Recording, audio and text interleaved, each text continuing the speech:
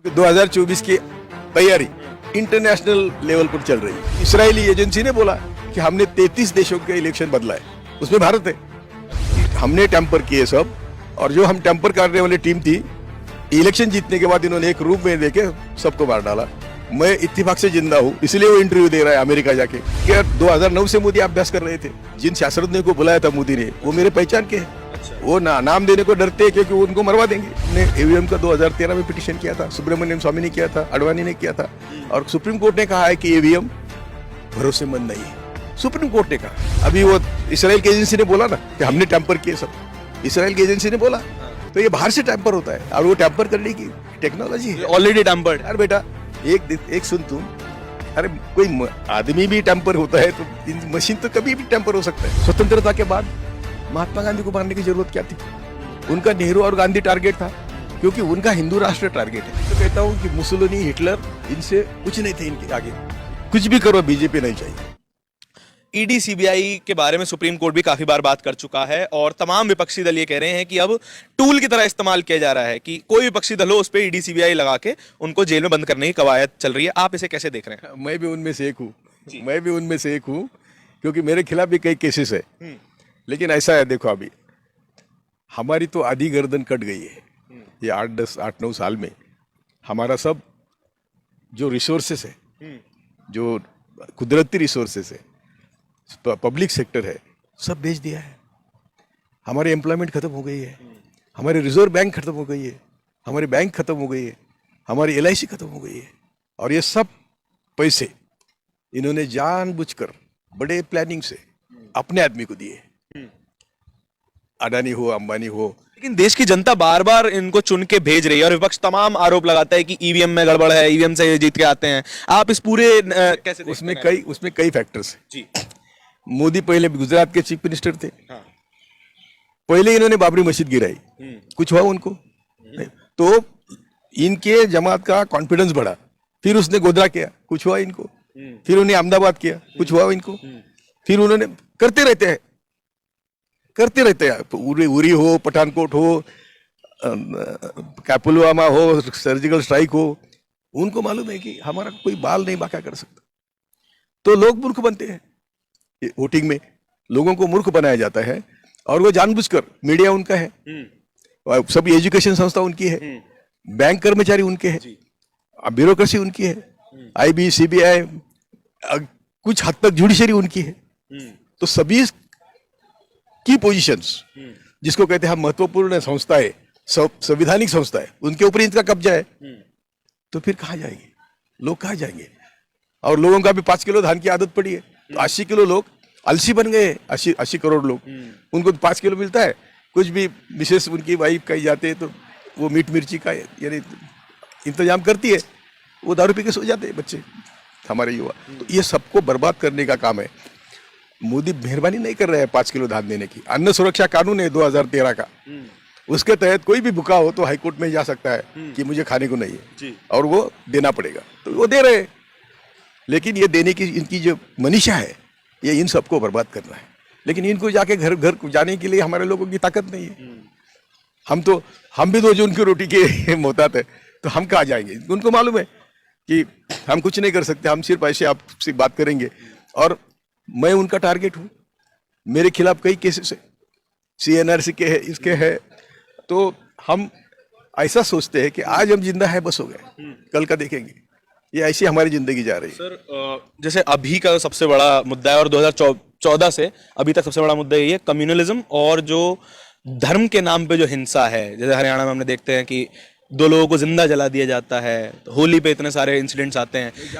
तो आपको नहीं लगता कि क्या जनता में भी ये नफरत अब पहुंच चुकी है, जो सिर्फ पॉलिटिकल लेवल पे थी, अब जनता में है? क्योंकि जनता को कुछ मालूम ही नहीं ना। जो मीडिया हर दिन कहता है वही चालू है। सोशल मीडिया आपके जैसा जिंदा है, इसलिए कुछ ना कुछ तो हो रहा है। अभी इतनी राहुल गांधी की पदयात्रा थी, किसी मीडिया ने उठाई नहीं। वो सोशल मीडिया के माध्यम से घर घर गई ना, तो घर घर जाने का आज भी मार्ग आप लोगों के माध्यम से खुला है। लेकिन वो अच्छी तरह लोगों को समझाने की कोशिश में कोई, अभी क्षत्रिय पार्टी है, वो क्या है? वो तो अपने अपने घर की पार्टी है, और उनको कभी ना कभी वो सत्ता में थे तो उनके भी पल्लू पर दाग है, तो वो डरते हैं क्यों डरते हैं? तो मोदी के पास उनकी फाइलें हैं। ईवीएम का आंदोलन खड़ा नहीं हो सका, हमने ईवीएम का 2013 में पिटीशन किया था, सुब्रमण्यम स्वामी ने किया था, आडवाणी ने किया था, और सुप्रीम कोर्ट ने कहा है कि ईवीएम भरोसेमंद नहीं है। सुप्रीम कोर्ट ने कहा है।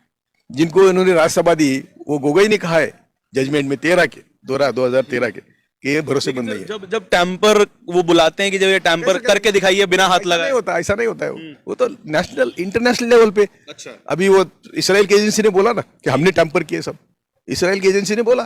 तो ये बाहर से टैंपर होता है, और वो टैंपर करने की टेक्नोलॉजी है। Already tampered. यार बेटा, एक सुन तुम, अरे कोई आदमी भी टैंपर होता है, तो मशीन तो कभी भी टैंपर हो सकता है, उसमें क्या है?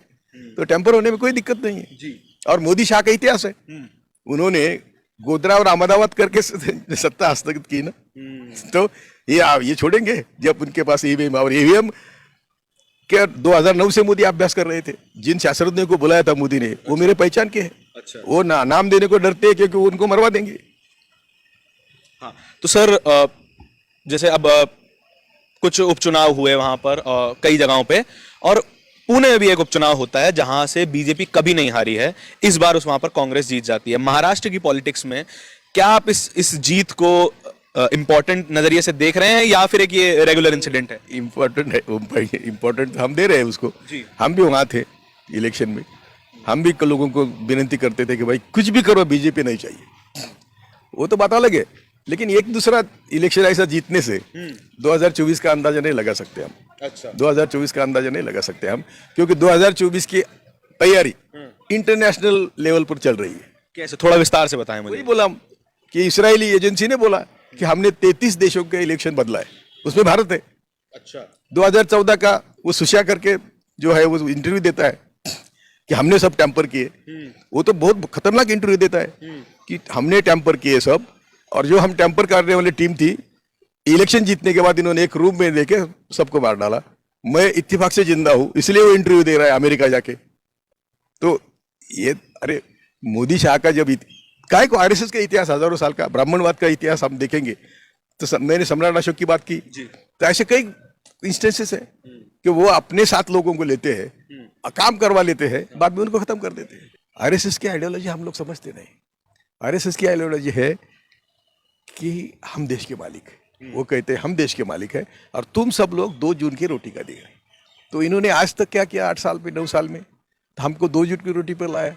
आज कम से कम 80 करोड़ 100 करोड़ लोग 5 किलो धान पर है, और वो सोते हैं धान खा के। तो उनको बर्बाद करने का काम ये कर रहे हैं, और ये हजारों साल किया, ऐसा आज नहीं किया। मैं तो कहता हूँ कि मुसोलिनी, हिटलर, इनसे कुछ नहीं थे, इनके आगे कुछ नहीं थे। क्यों? बिल्कुल ज्यादा गंभीर नहीं, इससे ज्यादा गंभीर कुछ हो ही नहीं सकता। अच्छा। क्यों? तो उनकी 1-2-4 पीढ़ी का उन्होंने नुकसान किया, लेकिन बाद देश कंट्री तो ऊपर आई ना। हमारी कंट्री कभी ऊपर आई नहीं, कभी जब भी मौका आता है कंट्री को। एक उदाहरण देता हूँ, सम्राट अशोक का बहुत अच्छा राज था।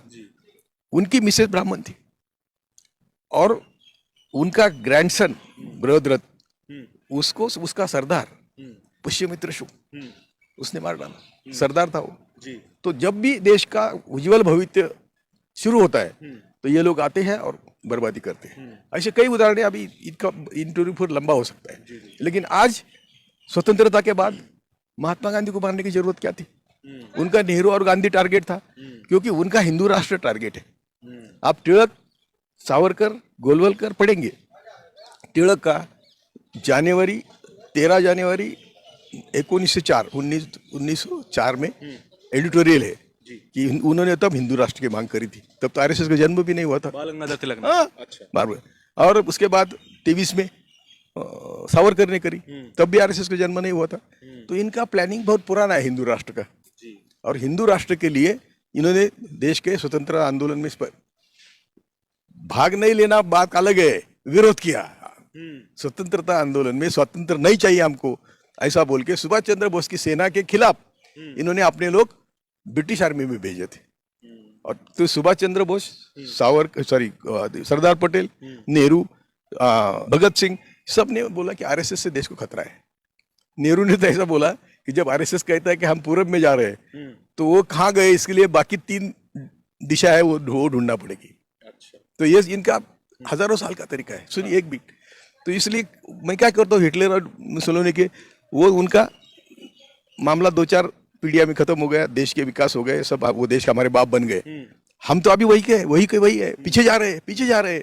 तो यहाँ कम्युनलिज्म है, ये फैसिज्म लोग कहते हैं सब फैसिज्म, ये फैसिज्म से कई गुना आगे कम्युनलिज्म है, यानी कास्टिज्म है बोलो। तो ये कास्टिज्म हमें कभी देश के विकास में